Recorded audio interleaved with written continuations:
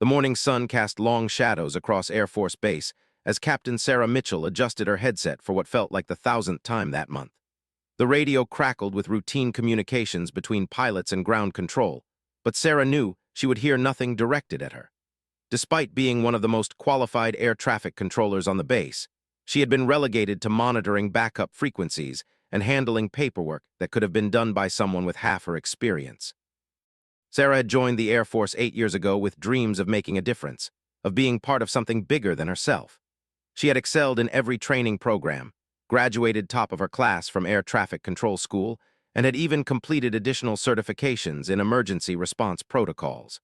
Her record was spotless, her recommendations glowing, yet somehow she found herself stuck in what everyone quietly acknowledged was the least important position in the control tower.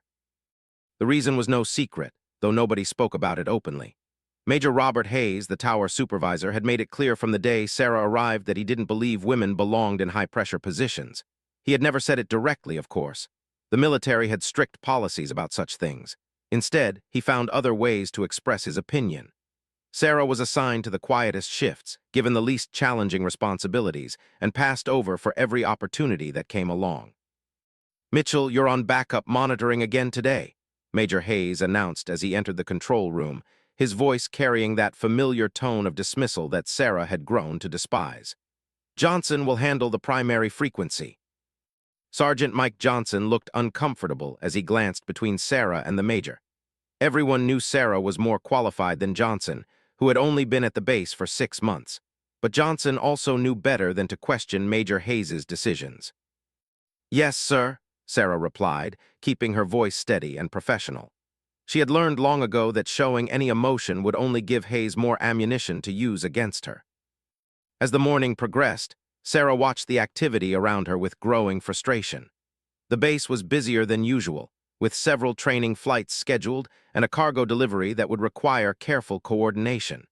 She could see Johnson struggling with the complexity of managing multiple aircraft, his nervousness evident in the way he kept wiping his palms on his uniform. Sarah knew she could handle the traffic with ease. She had done it countless times during her previous assignments before being transferred too. But instead, she sat at her monitoring station, listening to backup frequencies that carried nothing but static and occasional weather reports. The other controllers in the tower knew about Sarah's situation, but they also knew better than to challenge Major Hayes. The military hierarchy was not something to be trifled with, and Hayes had connections that went far beyond their small air traffic control unit. He had served for 22 years, had friends in high places, and was known for holding grudges against anyone who crossed him. Sarah had tried to address the situation through proper channels. She had spoken to her immediate supervisor, filed the appropriate reports, and even requested a transfer to another base. Each time, her concerns were acknowledged with polite nods and promises to look into the matter, but nothing ever changed. If anything, her treatment seemed to get worse after each complaint. The discrimination wasn't limited to her work assignments. During unit meetings, her opinions were dismissed or ignored. When she volunteered for additional training or special projects, she was told they were looking for someone else. Social events often seemed to be planned without her knowledge, and she frequently found herself eating lunch alone while her male colleagues gathered in groups. Sarah's family had encouraged her to fight harder, to make more noise about the unfair treatment. Her sister Jennifer, a lawyer in Chicago, had offered to help her pursue legal action. But Sarah knew that such a move would likely end her military career, regardless of whether she won or lost. The military was still very much an old boys' club in many ways, and women who made waves often found themselves pushed out entirely. Instead, Sarah focused on doing her job as well as she could, hoping that excellence would eventually be recognized. She studied constantly, keeping up with the latest air traffic control procedures and technologies. She volunteered for community service projects, maintained perfect physical fitness scores, and never missed a day of work. Her personnel file was exemplary in every measurable way. But measurable excellence, Sarah was learning, didn't always translate to career advancement or even basic respect. The day's first real test came when a flight of 4 F-16 fighters requested permission to land after completing a training exercise. Johnson was handling the communication, but Sarah could hear the strain in his voice as he tried to coordinate the approach pattern. The fighters were coming in faster than he had anticipated, and he was struggling to maintain proper spacing between them. "Falcon Flight, reduce speed to 250 knots and maintain current heading," Johnson instructed, but his voice cracked slightly on the last word. Sarah watched the radar screen and immediately saw the problem.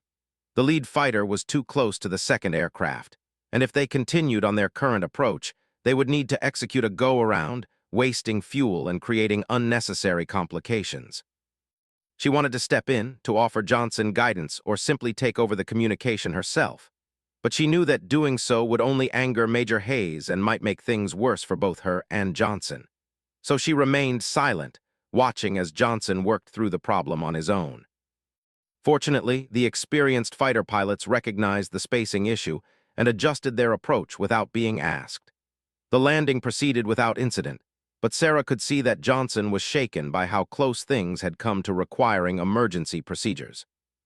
After the fighters had landed and taxied to their designated parking area, Major Hayes approached Johnson's position. "Good work, Sergeant," he said, loud enough for everyone in the tower to hear. "That's the kind of steady performance we need in this unit." Sarah bit her tongue and returned her attention to the empty backup frequencies. She had handled much more complex situations than that landing sequence, often under far more stressful circumstances, but she couldn't remember the last time Hayes had complimented her work. The afternoon brought a brief respite from the tension when Captain Lisa, the base's chief medical officer, stopped by the control tower. Lisa was one of the few people who treated Sarah as a professional equal, and her visits were always a welcome break from the hostile atmosphere. "How are you holding up?" Lisa asked quietly as she stood beside Sarah's monitoring station. "Same as always," Sarah replied with a weary smile. "Living the dream." Lisa frowned. She had been watching Sarah's situation with growing concern, recognizing the classic signs of a talented officer being systematically marginalized. "You know, there's a position opening up at Air Force Base in Colorado. The aerospace medicine unit there could use someone with your technical background for some research projects." Sarah's eyes lit up with interest. Was home to several space-related commands and had a reputation for being more progressive in their treatment of female officers. But her excitement quickly faded as reality set in. "Hayes would never approve a transfer request from me," Sarah said. "He's made it pretty clear that he thinks I should consider a different career path entirely." "Maybe the request doesn't have to come from you," Lisa suggested cryptically before changing the subject to safer topics. As the day shift progressed, Sarah found herself thinking about Lisa's hint. Air Force Base represented everything she had hoped for when she joined the military: challenging work, opportunities for advancement, and the chance to contribute to important missions. But it might as well have been on another planet for all the likelihood that she would ever get there. The afternoon brought another busy period, as civilian aircraft began requesting permission to land at the base's auxiliary airfield. Shared some of its airspace with civilian traffic, particularly private aircraft and cargo planes that served the surrounding rural area. Johnson was handling the mixed military and civilian traffic, but Sarah could see that he was becoming overwhelmed again.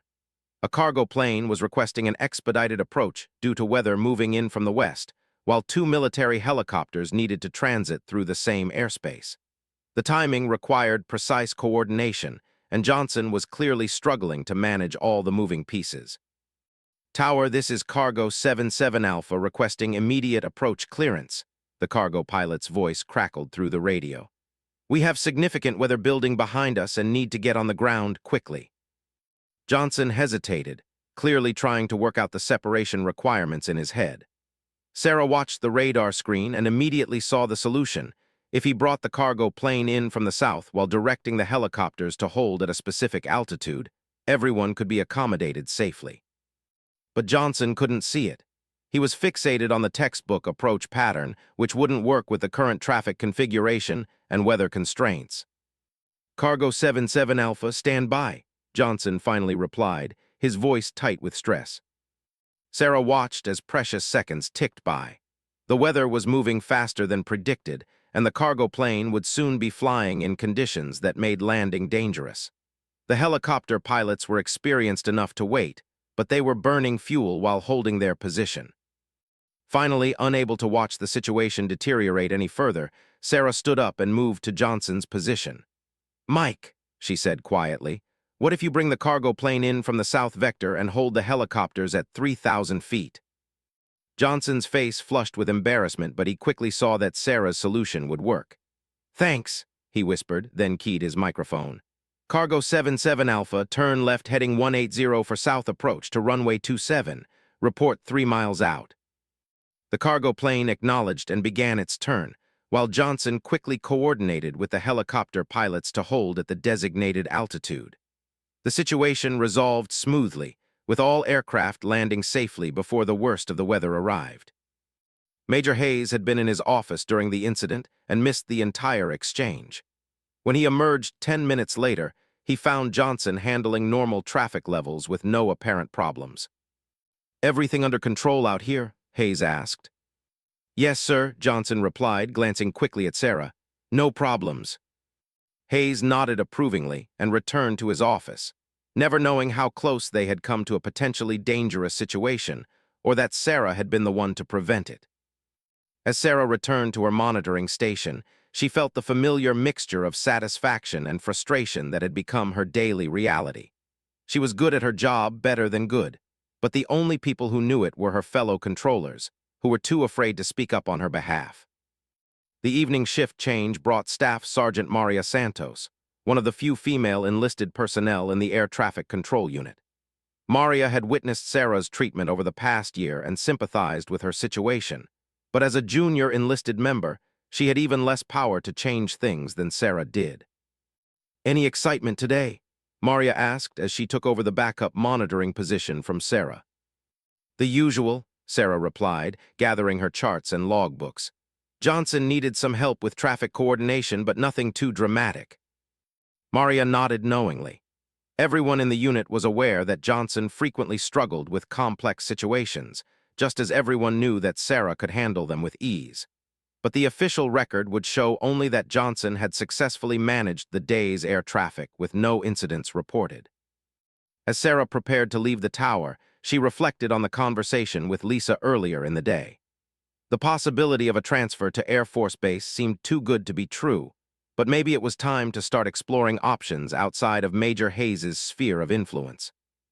The base housing area was quiet as Sarah walked to her small apartment, the sound of her boots echoing off the empty sidewalks.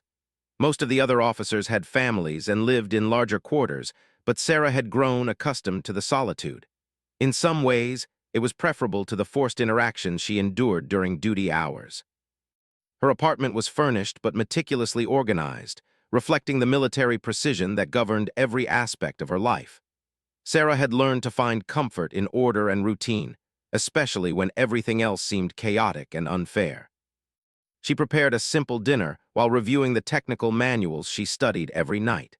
Staying current with air traffic control procedures and regulations was more than just professional development for Sarah. It was armor against anyone who might question her competence. The phone rang as she was finishing her meal, and Sarah was surprised to hear her sister Jennifer's voice on the other end. I've been thinking about our conversation last week, Jennifer said without preamble, about your situation at the base. Sarah sighed. She loved her sister, but Jennifer's lawyer instincts often led her to push for confrontational solutions that might work in the civilian world, but could be career suicide in the military. Jen, we've been through this. Filing a complaint or lawsuit would just make things worse. Maybe, Jennifer acknowledged, but what if there was another way? What if we could document everything that's happening so that when the right opportunity comes along, you'd have the evidence you need? Sarah was intrigued despite herself. What kind of documentation? Everything. Keep a detailed log of every incident, every time you're passed over for assignments, every unfair treatment. Save emails, memorize conversations, note witnesses. If someone higher up ever asks questions about Hayes' management style, you'll have facts instead of just accusations. The idea had merit, Sarah realized. She had always been too focused on doing her job to pay attention to building a case against her supervisor. But Jennifer was right, documentation might prove valuable someday. I'll think about it, Sarah promised. After ending the call, Sarah sat in her small living room considering her options. She could continue to endure Hayes' discrimination in hopes that he would eventually retire or be transferred. She could request a transfer herself, and hoped that someone with more influence than Hayes would approve it. Or she could start building a case that might eventually lead to accountability for the systematic discrimination she had endured. Each path carried risks, but staying silent and hoping for change had clearly not worked. Maybe it was time to be more proactive about her career and her future. As she prepared for bed, Sarah made a decision. Tomorrow, she would start keeping the detailed log that Jennifer had suggested. She would also reach out to Lisa to learn more about the position at Air Force Base. And she would continue to do her job with the same excellence she had always maintained, regardless of whether anyone in authority noticed or cared. The base was quiet as Sarah finally turned off her lights, the only sounds coming from the occasional aircraft movement on the flight line. Somewhere in the darkness, night shift controllers were managing the limited traffic that moved through their airspace during overnight hours. Sarah knew she could handle that work better than most, but she also knew she wouldn't be given the chance. For now, she would content herself with planning for a future where her skills and dedication would be properly recognized and utilized. Air Force Base represented more than just a career opportunity. It represented hope that somewhere in the military, merit still mattered more than gender. Sarah fell asleep thinking about the Colorado mountains and the possibility of finally working in an environment where she could contribute to her full potential. She had no way of knowing that within a few days, circumstances would arise that would test every skill she possessed and forever change how people viewed her capabilities. The next morning brought an unusual energy to Air Force Base. Sarah arrived at the control tower to find the parking lot fuller than normal, with several unfamiliar vehicles bearing the markings of visiting units. Inside the tower, the atmosphere was tense with anticipation. "What's going on?" Sarah asked Sergeant Johnson, who was already at his position despite arriving 30 minutes early. "Haven't you heard?" Johnson replied, his voice carrying a mixture of excitement and nervousness. "We're hosting a joint training exercise with units from 3 different bases.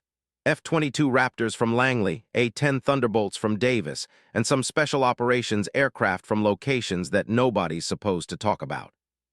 Sarah's pulse quickened. Joint exercises were the most challenging and prestigious events that air traffic controllers could handle. They required coordination between multiple aircraft types with different capabilities and mission requirements, often involving classified operations that demanded absolute precision and security. Major Hayes emerged from his office, his uniform more perfectly pressed than usual, and his demeanor suggesting that he understood the importance of the day. Behind him walked Colonel Williams, the base commander, along with several officers Sarah didn't recognize. "Listen up, people," Colonel Williams announced to the assembled controllers. "Today's exercise represents a critical evaluation of our base's capabilities. We have senior commanders from Air Combat Command observing our operations, and their assessment will influence future training assignments and resource allocation." Sarah felt a familiar stab of frustration. This was exactly the kind of challenge she had trained for, the type of operation where her skills could truly make a difference. But she knew without asking that she would be relegated to her usual backup monitoring role while less experienced controllers handled the primary responsibilities. Major Hayes stepped forward, clipboard in hand. "Johnson, you'll take the primary approach frequency. Torres will handle departure control. Mitchell," he paused, looking directly at Sarah with what she interpreted as satisfaction, "you'll monitor the backup frequencies and handle any overflow if needed." The visiting officers exchanged glances, and Sarah noticed that one of them, a lieutenant colonel with pilot wings, seemed surprised by Hayes's assignment decisions. But military protocol prevented anyone from questioning a unit commander's personnel choices in front of subordinates. As the morning progressed, aircraft began arriving from the participating bases. Sarah watched from her monitoring station as sleek F-22 Raptors touched down with the whisper-quiet precision that had made them legendary. The A-10 Thunderbolts followed, their distinctive engines creating a different kind of symphony as they approached the runway. Johnson was handling the arrivals competently, but Sarah could see the strain beginning to show. The F-22s required special handling procedures due to their classified systems, while the A-10s needed different approach speeds and separation distances. Coordinating between the 2 aircraft types required constant attention to detail and precise timing. The real challenge, however, came with the arrival of the Special Operations aircraft. Sarah couldn't identify their exact type from her position, but their approach patterns were unlike anything she had seen before. They moved with an unpredictable quality that suggested advanced stealth capabilities and non-standard flight characteristics. "Tower, this is Ghost Flight requesting approach clearance," came a voice through the radio, speaking in the calm, professional tone that marked elite military pilots. Johnson hesitated, clearly uncertain about the proper procedures for handling the mysterious aircraft. Sarah knew that special operations flights often operated under different rules, with unique requirements that weren't covered in standard training manuals. "Ghost Flight stand by for approach clearance," Johnson replied, then turned to Major Hayes with a questioning look. Hayes was conferring with the visiting officers and didn't immediately notice Johnson's predicament. Meanwhile, the Ghost Flight aircraft continued their approach, requiring immediate guidance to ensure safe separation from the other traffic in the area. Sarah watched the radar screen with growing concern. The Special Operations aircraft were approaching from the northwest, while two F-22s were holding in a pattern to the east, waiting for their turn to land. Without proper coordination, the flight paths would intersect in a way that violated standard safety protocols. "Johnson," Sarah called quietly, trying to get his attention without alerting the visiting officers to the developing situation. But Johnson was focused on his communication with a departing A-10 and didn't hear her. The Ghost Flight aircraft continued their approach, now less than 5 miles from the runway threshold, while the F-22s maintained their holding pattern at the same altitude. Sarah realized that she had perhaps 30 seconds to act before the situation became genuinely dangerous. Military aircraft were capable of rapid maneuvering, but the stealth characteristics of both the F-22s and the Ghost Flight aircraft made them difficult for pilots to see visually, even in clear daylight conditions. Protocol demanded that she alert Major Hayes, who could then direct Johnson on the proper course of action. But Hayes was still engaged in animated conversation with the visiting officers, and by the time Sarah could get his attention and explain the situation, it might be too late to prevent a serious incident. Instead, Sarah made a decision that would define the rest of her military career. She stepped over to the primary frequency controls and keyed the microphone. "Ghost Flight, immediate turn left heading 270 and descend to 2,000 feet for extended approach," she transmitted with the calm authority that had been drilled into her during years of training. The response was immediate. "Roger, Tower, Ghost Flight turning left heading 270, descending to 2,000. Sarah then switched to the frequency controlling the F-22s. "Raptor Flight, climb and maintain 4,000 feet, extend holding pattern to the south for traffic separation." "Raptor Flight climbing to 4,000, extending south," came the acknowledgement. The entire exchange took less than 20 seconds, but it effectively prevented what could have been a catastrophic collision between some of the most expensive and sophisticated aircraft in the world. Johnson looked at Sarah with a mixture of gratitude and alarm, realizing both that she had saved him from a potentially career-ending incident and that she had violated the chain of command to do so. Major Hayes, hearing unfamiliar voices on the radio, looked up from his conversation and quickly assessed what had happened. His face darkened with anger as he realized that Sarah had taken control of air traffic without authorization. In his mind, she had undermined his authority and violated military protocol, regardless of whether her actions had been necessary for safety. "Mitchell," Hayes barked, striding over to her position. "What the hell do you think you're doing?" Before Sarah could respond, the lieutenant colonel with pilot wings approached their position. His name tag identified him as Call David, and the expression on his face suggested that he had been paying close attention to the radio traffic.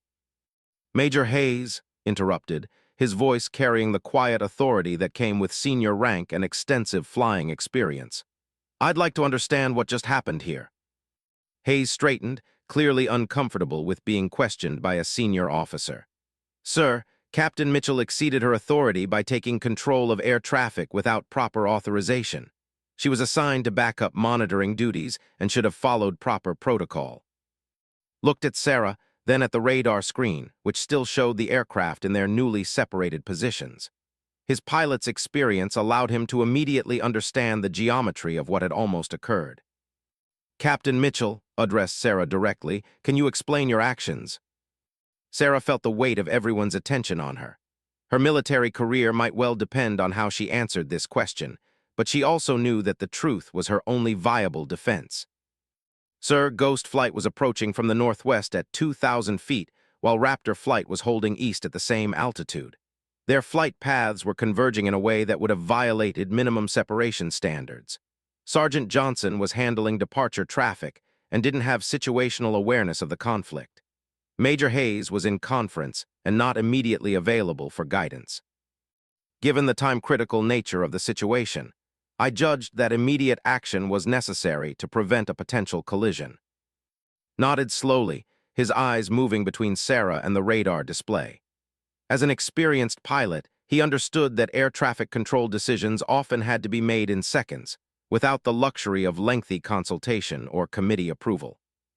Major Hayes said, turning back to Sarah's supervisor, in your assessment, was Captain Mitchell's intervention necessary? Hayes's jaw tightened. He was trapped between his personal animosity towards Sarah and the obvious fact that she had prevented a serious incident. Sir, regardless of the outcome, proper protocol requires that. Major interrupted, his tone making it clear that he was not interested in a dissertation on protocol. Was the intervention necessary? Yes or no? The silence stretched for several seconds before Hayes reluctantly answered. Yes, sir. The intervention appears to have been necessary. Turned back to Sarah. Captain, where did you learn to handle special operations traffic? Sir, I completed advanced training at the Air Traffic Control School at Air Force Base, including modules on special access required programs. I also cross-trained with Navy controllers at Norfolk who handle similar aircraft types. Raised his eyebrows slightly. The training Sarah described was far more extensive than what most controllers received, and the Navy cross-training suggested someone who had gone well beyond minimum requirements to develop her skills. Major Hayes continued, can you explain why Captain Mitchell was assigned to backup monitoring duties instead of primary control for today's exercise? The question hung in the air like an unexploded bomb. Hayes knew that any honest answer would reveal his discriminatory treatment of Sarah, but he also couldn't afford to lie to a senior officer who was clearly paying attention to the details. Sir, I believe that Sergeant Johnson needed the experience with complex traffic, Hayes finally answered, which was technically true even though it revealed nothing about his motivations. Looked at Johnson, who had been standing silently throughout the exchange, his face pale with the realization that his limitations had almost caused a serious incident. Sergeant Johnson asked, how long have you been controlling air traffic? 8 months, sir, Johnson replied quietly. And how many joint exercises have you participated in? This is my first, sir. His expression made it clear that he understood the implications of putting an inexperienced controller in charge of a complex multi-service exercise, while relegating a highly trained officer to backup duties. Colonel Williams, who had been observing the exchange with growing interest, stepped forward. Lieutenant Colonel, I believe we need to have a more detailed conversation about today's operations and our personnel assignments. The rebuke was subtle but unmistakable.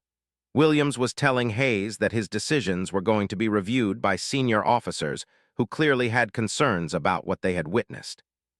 As the immediate crisis passed and normal operations resumed, Sarah returned to her monitoring station with a mixture of relief and apprehension.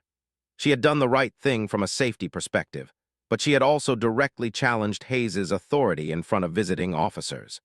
The consequences of that decision remained to be seen.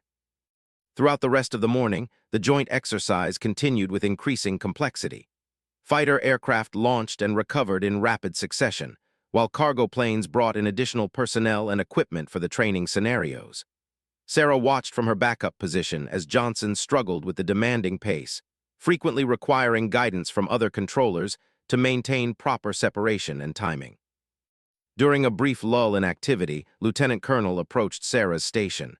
Captain Mitchell, I'd like to ask you a few more questions about your background. Sarah stood at attention. Yes, sir. At ease, said. I'm curious about your experience level. Your personnel file shows 8 years of active duty, but your responses earlier suggest more extensive training than most controllers receive. Sarah relaxed slightly. Sir, I've always pursued additional training opportunities. During my previous assignment at Pope Air Force Base, I worked closely with special operations units and learned to handle non-standard aircraft and missions. I also completed civilian air traffic control training during leave time to better understand commercial aviation procedures. Nodded approvingly. The initiative Sarah described was exactly the kind of professional development that the Air Force wanted to encourage in its officers. Have you considered applying for advanced positions, test pilot school support, air traffic control instructor duties, or specialized assignments with combat units? Sarah felt a familiar stab of frustration. Sir, I have submitted applications for several advanced positions over the past 2 years, but none have been approved for forwarding to the selection boards.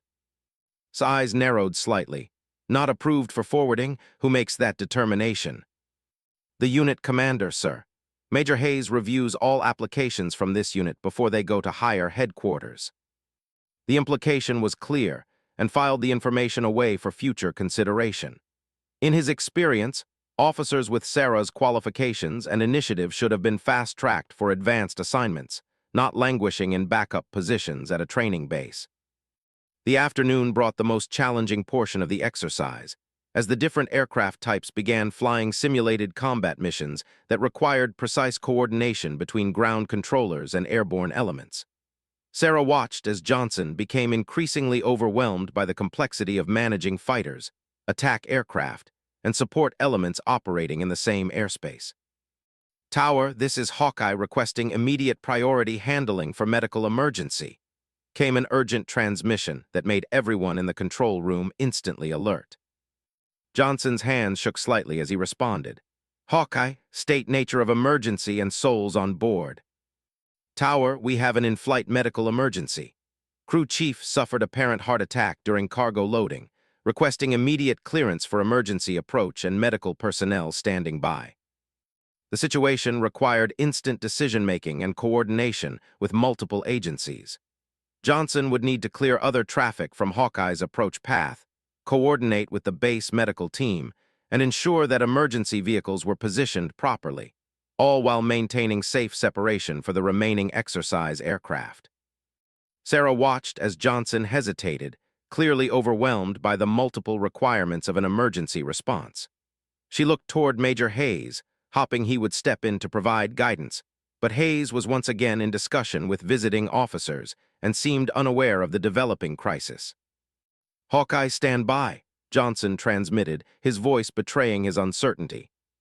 But emergencies don't wait for hesitant controllers to make decisions. Every second of delay meant that a critically injured person was suffering without access to medical care. Sarah made her second command decision of the day. She stepped to the primary frequency controls and keyed the microphone.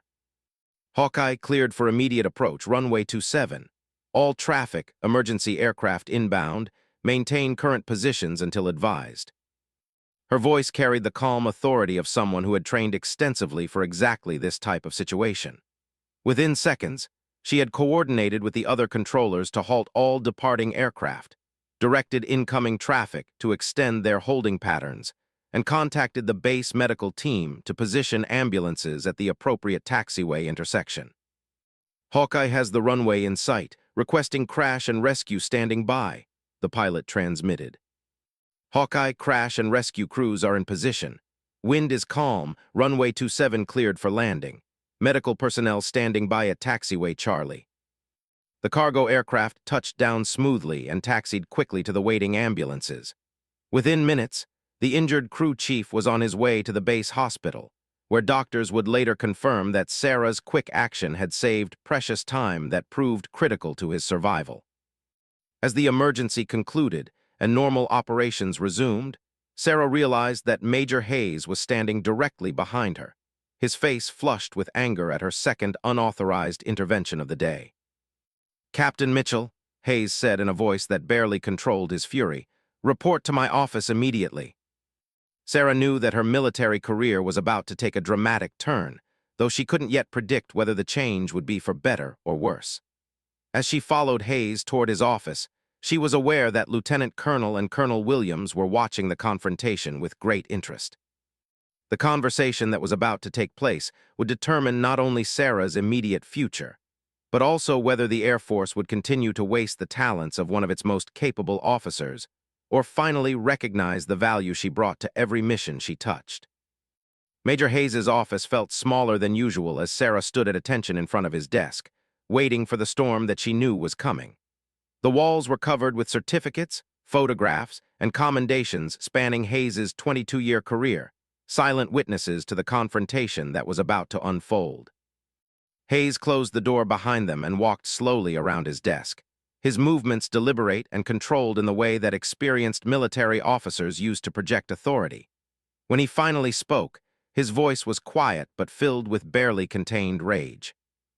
"Captain Mitchell, in my 22 years of military service, I have never witnessed such a blatant display of insubordination and disrespect for the chain of command.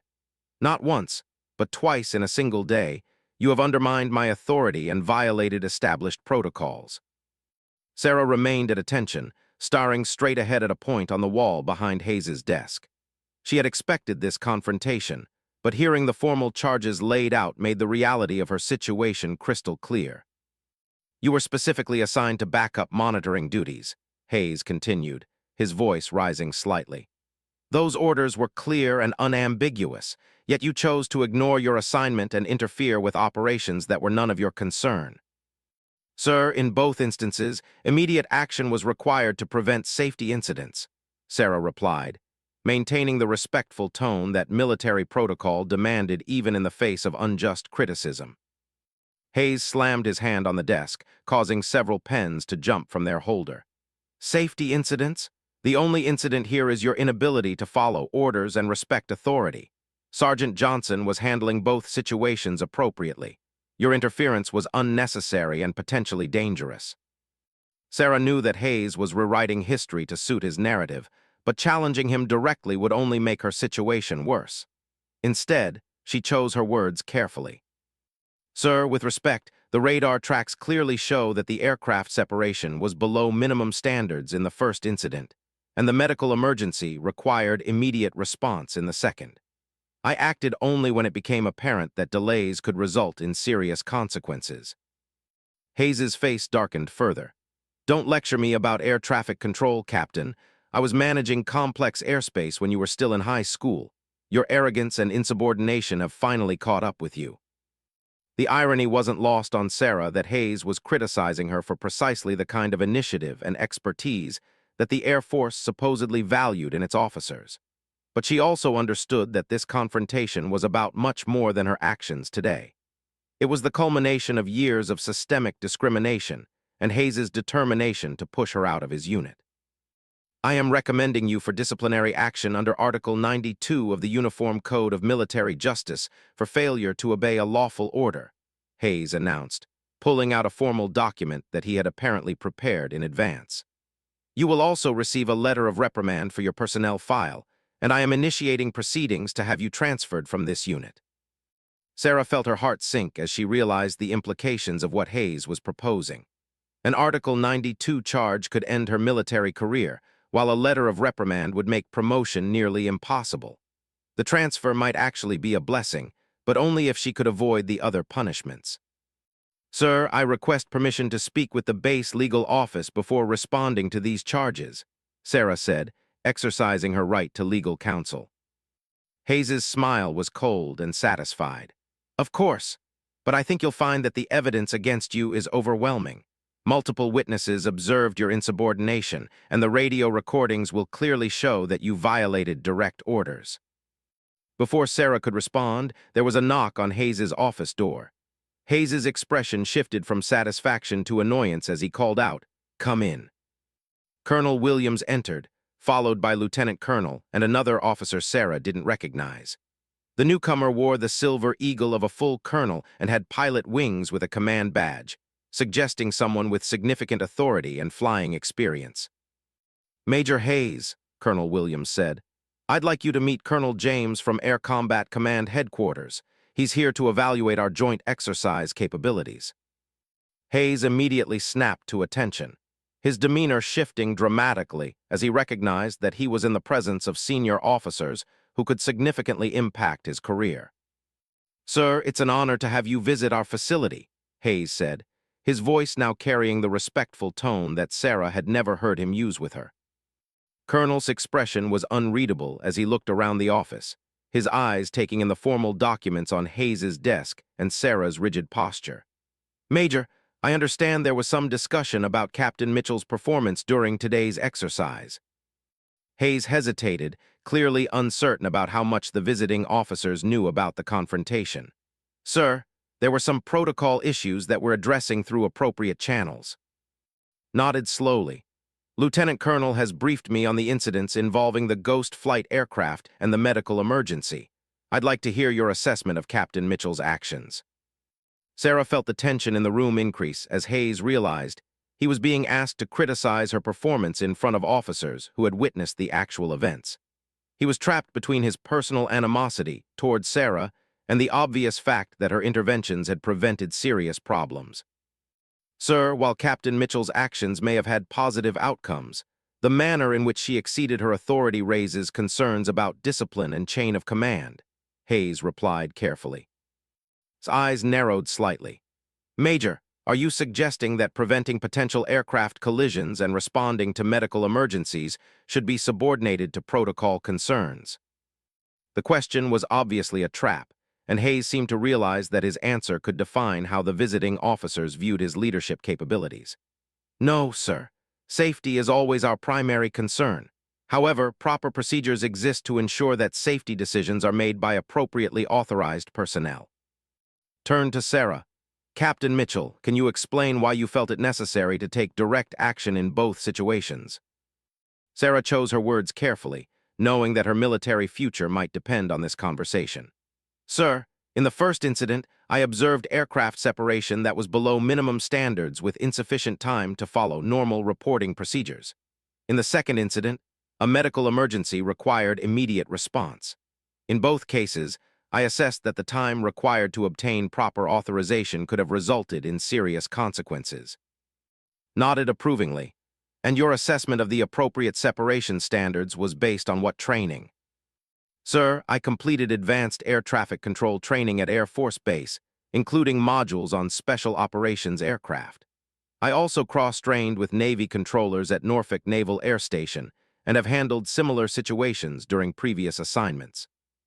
Colonel Williams looked surprised. Captain Mitchell, I wasn't aware that you had Navy cross-training.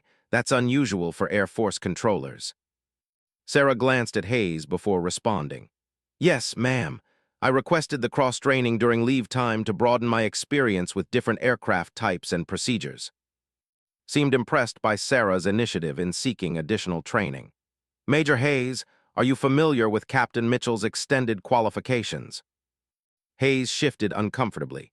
Sir, I am aware of some additional training, but my focus has been on ensuring that all personnel perform their assigned duties competently.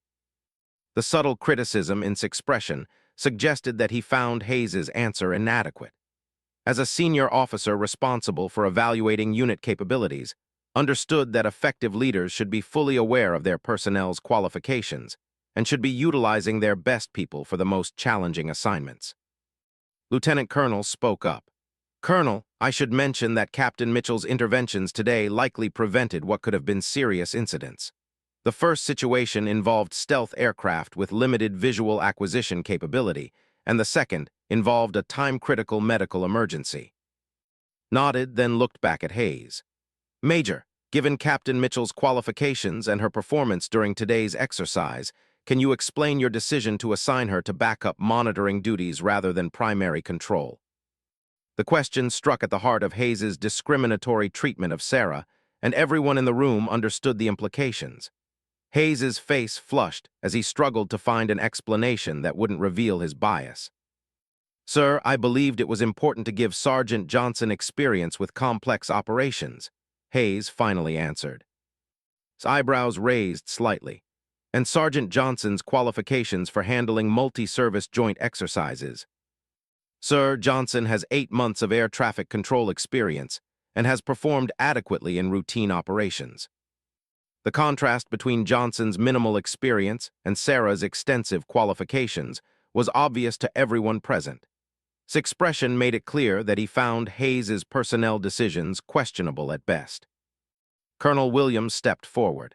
"Major Hayes, I think it would be appropriate for you to suspend any disciplinary proceedings pending a complete review of today's events by Colonel's team." The suggestion was phrased politely, but Sarah recognized it as a direct order from her base commander. Hayes had no choice but to comply, regardless of his personal feelings about the situation. "Yes, ma'am," Hayes replied stiffly. "I'll hold all actions in abeyance pending further guidance." Addressed Sarah directly. "Captain Mitchell, I'd like you to prepare a detailed written account of your actions today, including your assessment of the situations you encountered and the reasoning behind your decisions. Lieutenant Colonel will coordinate with you on the format and timeline." Sarah felt a surge of hope as she realized that the visiting officers were taking her side of the story seriously. "Yes, sir. When do you need the report?" "Tomorrow morning will be sufficient," replied. "I'd also like you to provide copies of your training records and any additional qualifications you've acquired during your career." As the senior officers prepared to leave Hayes's office, turned back to the Major one final time. "Major Hayes, we'll need to have a more detailed conversation about your unit's personnel management and training practices. Please be prepared to discuss how you evaluate officer performance and make assignment decisions." Hayes's face was pale as he realized that his treatment of Sarah was going to be subjected to scrutiny by officers who clearly had concerns about his leadership methods. After the visitors left, Hayes stared at Sarah with a mixture of anger and frustration. The confrontation he had planned had backfired spectacularly, and instead of punishing Sarah for insubordination, he now found himself under investigation by senior officers. "You think you've won something here, Mitchell?" Hayes said quietly, his voice filled with venom. "But this isn't over. I've been dealing with troublemakers like you for 22 years, and I know how to handle officers who don't know their place." Sarah maintained her composure despite the obvious threat in Hayes's words. "Sir, I have only tried to perform my duties to the best of my ability and in accordance with my training." Hayes dismissed her with a wave of his hand. "Get out of my office. And remember, Captain, I'm still your commanding officer, regardless of what those visiting officers think they saw today." As Sarah left Hayes's office, she was surprised to find Lieutenant Colonel waiting for her in the hallway. His expression was sympathetic as he approached her. "Captain Mitchell, I wanted to speak with you privately about what just happened in there." Sarah looked around to ensure they wouldn't be overheard. "Sir, I want to thank you for speaking up during that meeting. Major Hayes was planning to file formal charges against me." Nodded gravely. "I could see that. Captain, I've been flying for 15 years and have worked with air traffic controllers all over the world. What you did today was exactly what we want to see from our controllers: quick thinking, technical competence, and the courage to act when action is required." Sarah felt a wave of relief at hearing her actions validated by an experienced pilot. "Sir, I was just doing my job." "No," replied firmly.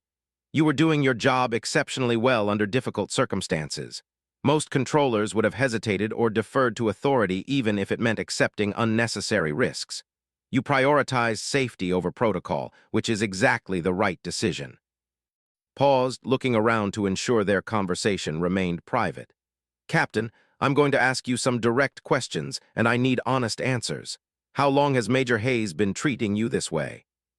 Sarah hesitated, knowing that her response could have significant consequences for Hayes's career. But she also realized that this might be her only opportunity to tell someone in authority about the systematic discrimination she had endured. "Sir, it began almost immediately after I arrived at this base 18 months ago.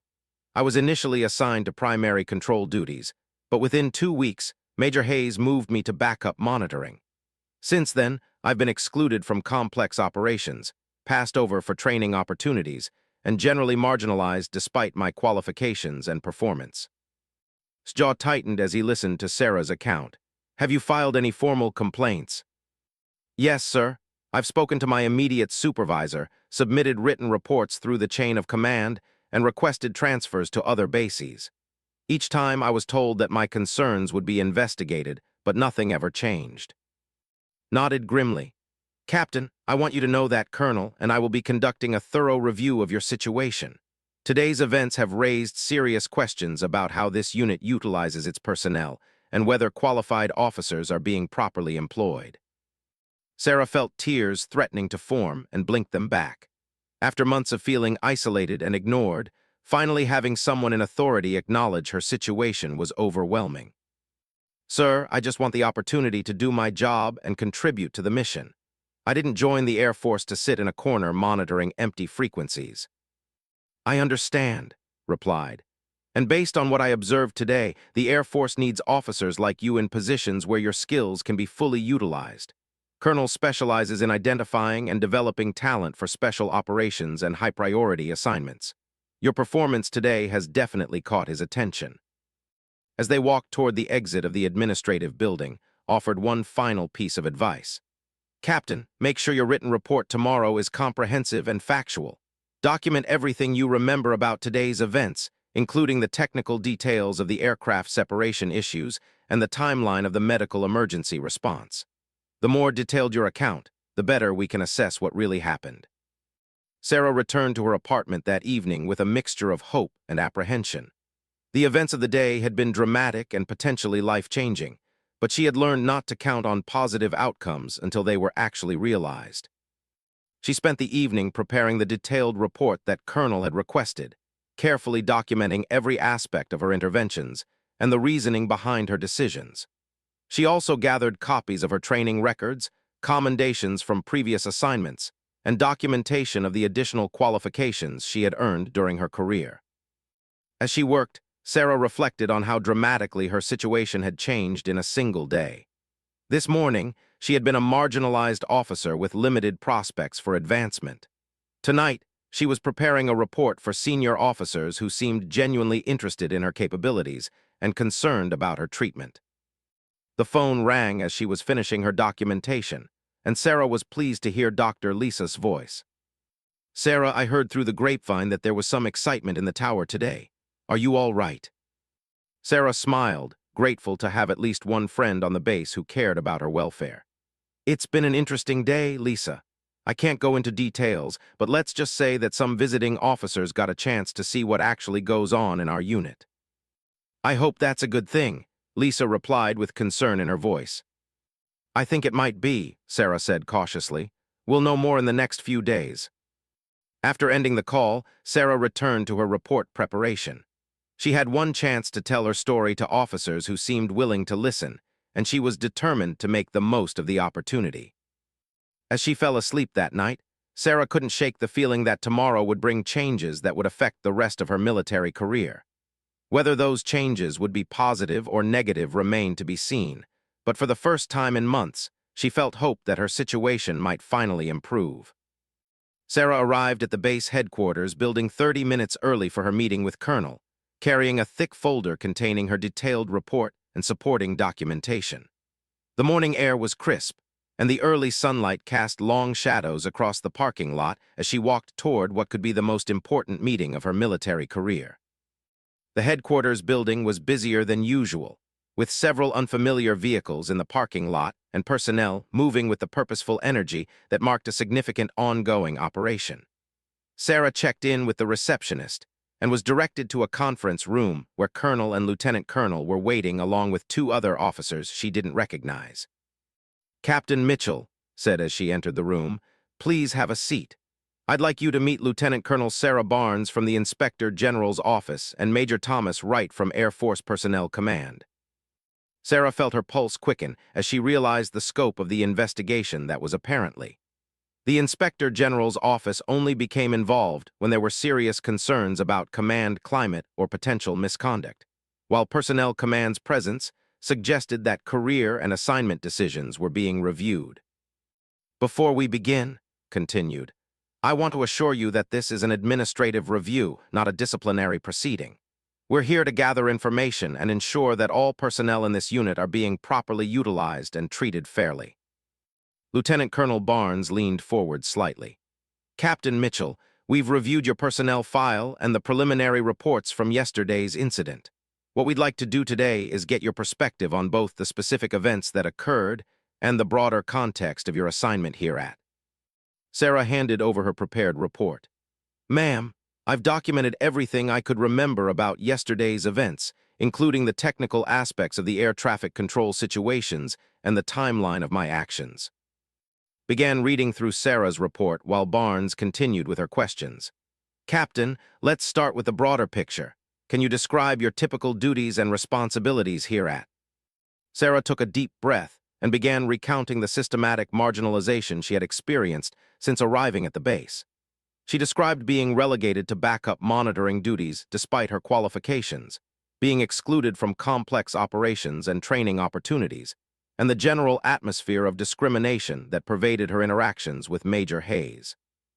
Can you provide specific examples of incidents where you felt you were treated unfairly? Barnes asked, taking detailed notes. Sarah opened her folder and pulled out the documentation she had started keeping based on her sister's advice. Ma'am, I began maintaining a detailed log several weeks ago.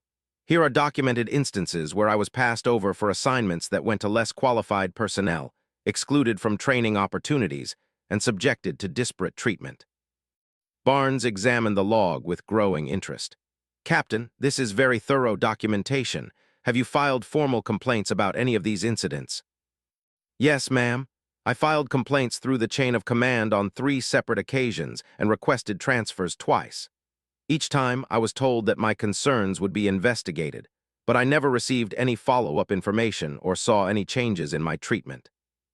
Major Wright spoke for the first time. Captain Mitchell, we've reviewed your training records and performance evaluations from your previous assignments. Your qualifications are impressive, particularly your advanced training and cross-service experience. Can you help us understand how someone with your background ended up in a backup monitoring role? Sarah felt a mixture of frustration and validation as she responded. Sir, I believe Major Hayes made a decision early in my assignment that he didn't want women in primary control positions.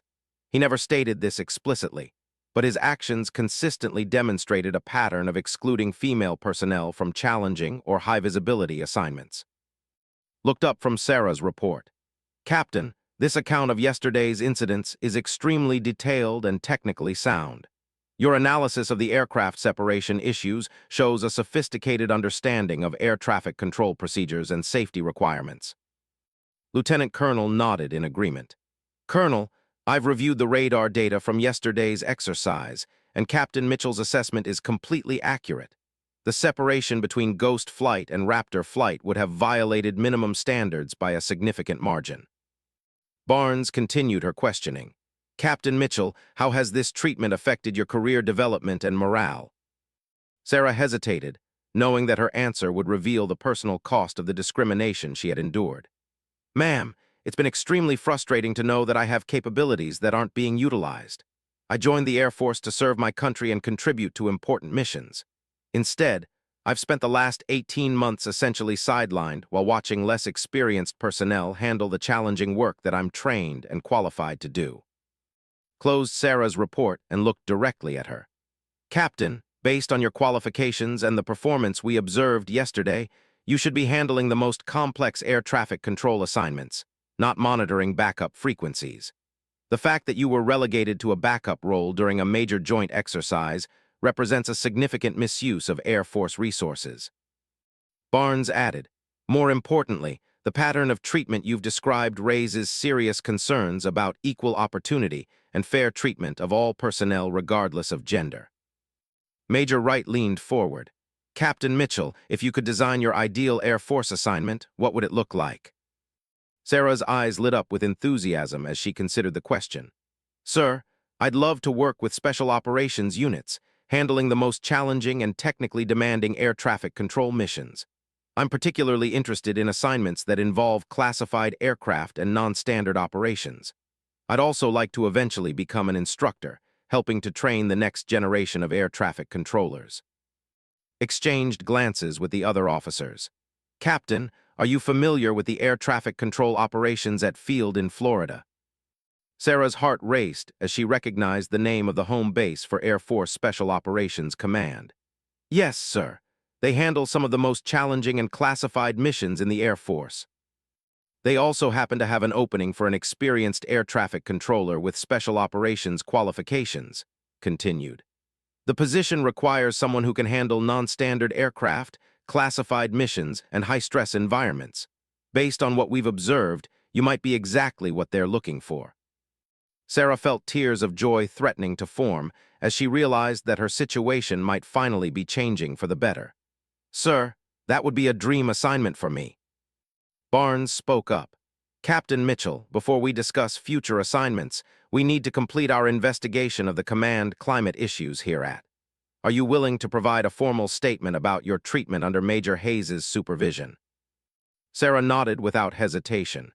"Yes, ma'am. I believe other personnel may have witnessed or experienced similar treatment, and it's important that these issues are addressed." Stood up and walked to the window overlooking the flight line. "Captain, I want you to understand that what we're discussing here represents a significant change in your career trajectory. The position at Field would put you at the center of some of the Air Force's most important and challenging missions. It would also likely lead to rapid promotion and opportunities for advanced leadership positions." Lieutenant Colonel added, "Sarah, you should also know that word of your performance yesterday has already reached some very senior levels. The pilots you helped are talking about what happened, and the special operations community values controllers who can think quickly and act decisively under pressure." Barnes concluded the formal portion of the interview. "Captain Mitchell will be conducting additional interviews with other personnel in your unit over the next few days. We may need to speak with you again as our investigation continues." As the meeting broke up, approached Sarah privately. "Captain, I want you to know that regardless of what happens with the investigation, your actions yesterday demonstrated exactly the kind of professionalism and competence that the Air Force needs. Don't let anyone make you feel like you did anything wrong." Sarah felt a weight lifting from her shoulders as she walked back to the control tower. For the first time in months, she had hoped that her military career might actually fulfill the dreams that had led her to join the Air Force in the first place. The atmosphere in the tower was noticeably different when Sarah arrived for her shift. Word of the investigation had apparently spread, and her colleagues were treating her with a newfound respect that had been absent for months. Even Sergeant Johnson approached her with what appeared to be genuine remorse. "Captain Mitchell," Johnson said quietly, "I wanted to thank you for helping me yesterday. I know I was in over my head, and you saved me from making some serious mistakes." Sarah appreciated Johnson's honesty. "Mike, we're all here to support each other. Air traffic control is a team effort, and everyone has strengths they can contribute." Major Hayes was conspicuously absent from the tower, and Sarah learned from the senior enlisted supervisor that he had been called to meetings at base headquarters. The rumor mill was working overtime with speculation about what the investigators had discovered and what changes might be coming to the unit. During a quiet period in the afternoon, Sarah received a phone call from her sister Jennifer. "Sarah, Mom told me that something big happened at your base yesterday. Are you okay?" Sarah smiled as she updated her sister on the dramatic changes in her situation. "Jen, remember all those times you told me to fight harder against the discrimination? Well, circumstances finally gave me the opportunity to show what I could do, and some very senior officers took notice." "I'm so proud of you," Jennifer replied, "and I'm glad you finally have people in authority who recognize your value." As the shift continued, Sarah found herself actually enjoying her work for the first time in months. Even though she was still assigned to backup monitoring duties, she felt like she was part of a team again rather than an unwanted outsider. The day's biggest surprise came when Colonel Williams visited the tower personally, something that was extremely unusual for a base commander. "Captain Mitchell," Williams said, approaching Sarah's station, "I wanted to speak with you personally about yesterday's events." Sarah stood at attention. "Yes, ma'am." "At ease," Williams replied. "Captain, I owe you an apology. As base commander, I should have been more aware of how my personnel were being utilized and treated. The investigation has revealed some concerning patterns that I should have identified and addressed much sooner." Sarah was surprised by the colonel's candor and humility. "Ma'am, thank you for saying that. It means a great deal to hear it from you." Williams nodded gravely. "Captain, I want you to know that regardless of what assignment decisions are made for your future, you will always have my full support and recommendation. Your actions yesterday the best traditions of the Air Force, and I'm honored to have officers like you serving under my command." As evening approached and Sarah prepared to end her shift, She reflected on the remarkable transformation that had occurred in just 24 hours. Yesterday morning, she had been a marginalized officer with limited prospects. Tonight, she was being courted for a prestigious assignment and had the support of senior officers who recognized her capabilities. The phone rang at her monitoring station, and Sarah was surprised to hear an unfamiliar voice asking for her by name. "Captain Mitchell, this is Colonel Davis from Field. Colonel suggested I give you a call to discuss a potential assignment opportunity." Sarah's heart raced as she realized she was speaking with someone from Air Force Special Operations Command. "Yes, ma'am. Colonel mentioned that there might be a position available." "Captain, we've reviewed your qualifications and the reports from yesterday's exercise. We're very interested in bringing you to Field for our Special Operations Air Traffic Control Unit. The work is challenging and often involves classified missions, but it's also some of the most rewarding duty in the Air Force." Sarah could hardly contain her excitement. "Ma'am, that sounds like exactly the kind of assignment I've been hoping for." "Excellent," Colonel Davis replied. "Assuming the paperwork goes through smoothly, we'd like to have you here within 30 days. Colonel is working on expediting the transfer process." As Sarah hung up the phone, she felt like her life was finally moving in the direction she had always dreamed. The discrimination and marginalization she had endured were about to become history, replaced by an opportunity to serve at the highest levels of Air Force operations.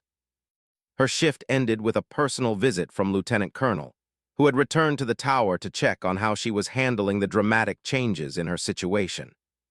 "Sarah," said, using her first name for the first time, "I wanted you to know that what happened here this week will likely have implications far beyond your individual situation.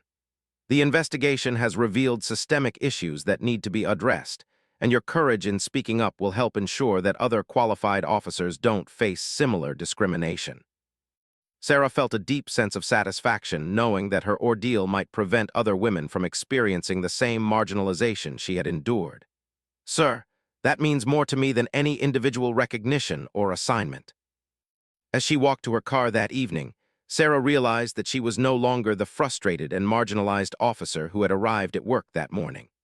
She was now someone whose capabilities had been recognized at the highest levels, and who was about to embark on the kind of challenging and meaningful career that had originally drawn her to military service. The transformation wasn't complete yet, but Sarah knew that the foundation had been laid for a future that would allow her to contribute her full potential to the missions that mattered most to national security. 3 weeks after the joint exercise that changed her life, Captain Sarah Mitchell stood on the flight line at Field, watching as CV-22 Osprey aircraft prepared for a classified mission that would take them deep into hostile territory. The Florida sun was intense, but Sarah barely noticed as she coordinated with the special operations pilots through her headset, managing the complex dance of aircraft movements that characterized the world's premier special operations base. The transformation in her life had been swift and dramatic. Within days of her conversation with Colonel Davis, Sarah had received official orders transferring her to the 1st Special Operations Wing at Field. The paperwork had moved through channels with unprecedented speed, clearly pushed by senior officers who wanted to see her talents properly utilized. Major Hayes had been notably absent during her final week at Air Force Base. Through informal channels, Sarah learned that he was facing a comprehensive investigation by the Inspector General's office, and that several other female personnel had come forward with similar complaints about discriminatory treatment. The investigation had expanded beyond Hayes to examine the entire command climate with changes being implemented to ensure that all personnel were treated fairly regardless of gender. Sarah's new position at Field exceeded even her highest expectations. As a senior air traffic controller with the 1st Special Operations Wing, she was responsible for coordinating some of the most complex and sensitive missions in the military. The work required constant learning and adaptation, as special operations aircraft often used non-standard procedures and operated in environments that demanded split-second decision-making. Her new colleagues had welcomed her with the professional respect that had been missing for so long Lieutenant Colonel, the Director of Operations for the Air Traffic Control Unit, had made it clear from her first day that Sarah's reputation had preceded her and that great things were expected from her performance. "Mitchell," had said during her initial briefing, "we don't get many controllers with your combination of technical expertise and demonstrated performance under pressure." The pilots here need controllers who can think 3 steps ahead and aren't afraid to make the hard calls when lives are on the line. The work was everything Sarah had hoped it would be and more. Special operations missions required constant coordination between multiple aircraft types, often operating in contested airspace with communications limitations and unusual timing requirements. Sarah found herself handling situations daily that were more complex than anything she had encountered and she thrived in the challenging environment. Her first major test came just 2 weeks after her arrival, during a large-scale exercise that simulated a hostage rescue operation in an area. Sarah was assigned as the primary controller for the operation, coordinating between AC-130 gunships, MH-53 PAVE-low helicopters, and fast-moving fighter aircraft providing air cover. The exercise began before dawn, with Sarah managing the launch sequence for more than 20 aircraft that needed to converge on the target area within a precise time window. The complexity was staggering, but Sarah found herself operating with a calm confidence that impressed everyone in the control facility. Thunder Flight, you're cleared for immediate departure. Contact tactical frequency upon reaching the initial point, Sarah transmitted to the lead AC-130, her voice carrying the authority and precision that marked an expert controller. The gunships launched first, their massive propellers churning the humid Florida air as they climbed to their patrol altitude.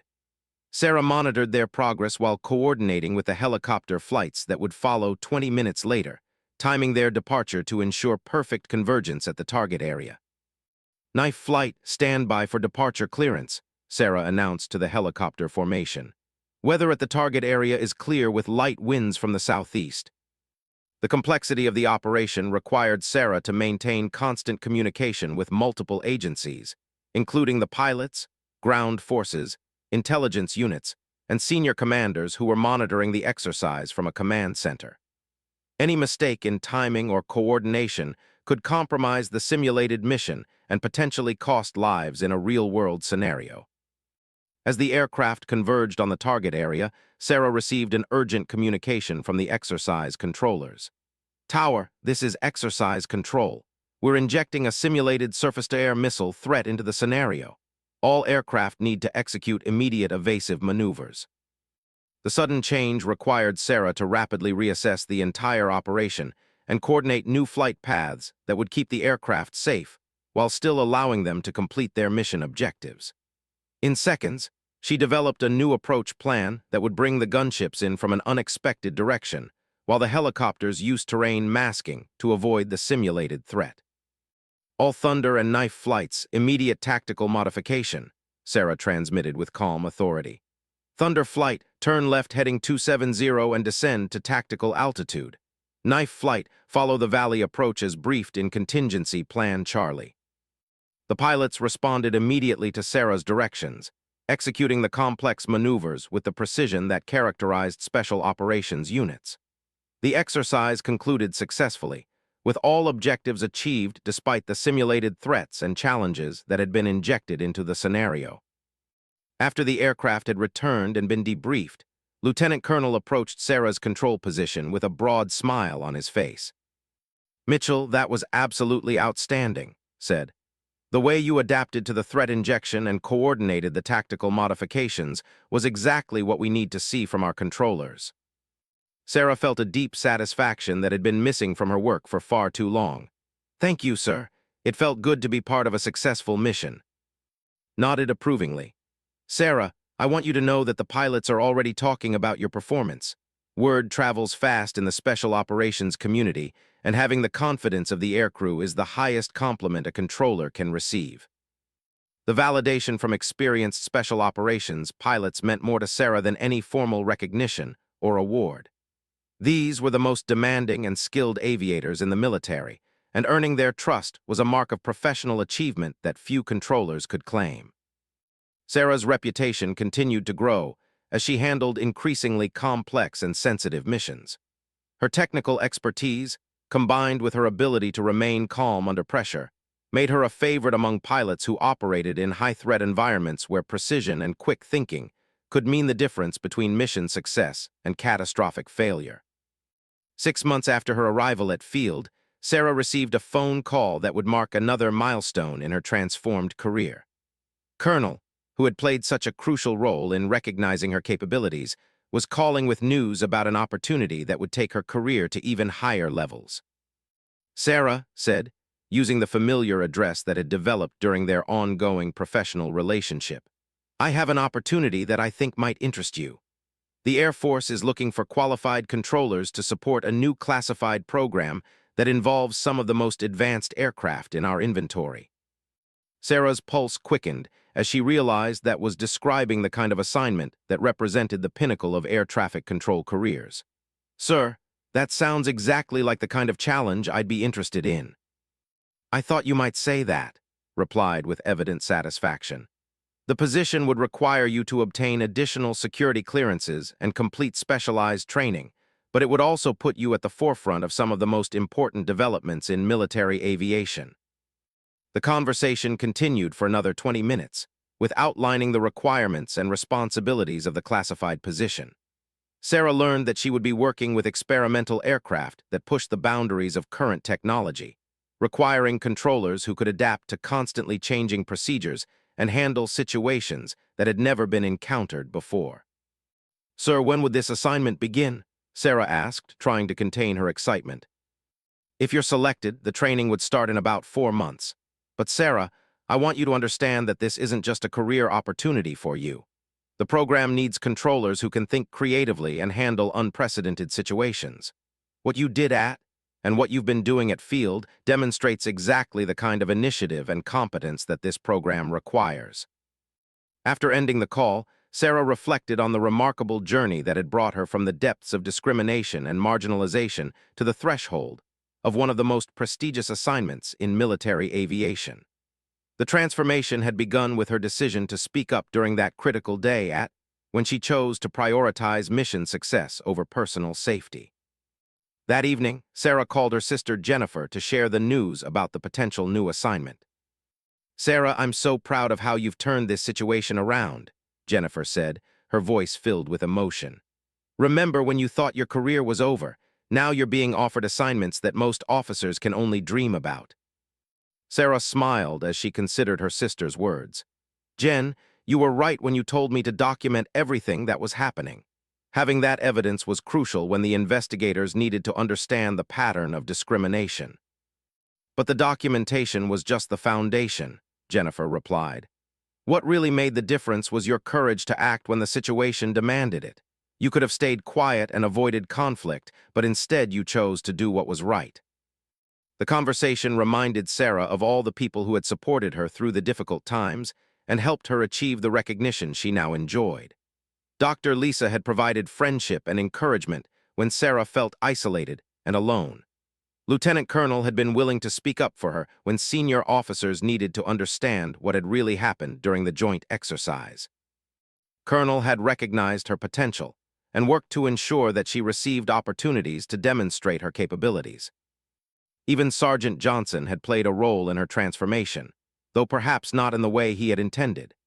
His struggles with complex air traffic control situations had created the circumstances that allowed Sarah to demonstrate her superior skills and judgment. Sarah's thoughts turned to the other women at Air Force Base and throughout the military who might be facing similar discrimination and marginalization. Her situation had been resolved through a combination of circumstance, courage, and the intervention of fair-minded senior officers. But she knew that many other qualified women might not be as fortunate in finding advocates and opportunities to prove their worth. The investigation had resulted in significant changes to the unit's command climate and personnel practices. Major Hayes had been relieved of his position and reassigned to a staff job where he would have no supervisory responsibilities. New policies had been implemented to ensure fair treatment of all personnel, and sensitivity training had been mandated for all supervisory personnel. But Sarah understood that changing individual attitudes and deep-rooted biases would take time and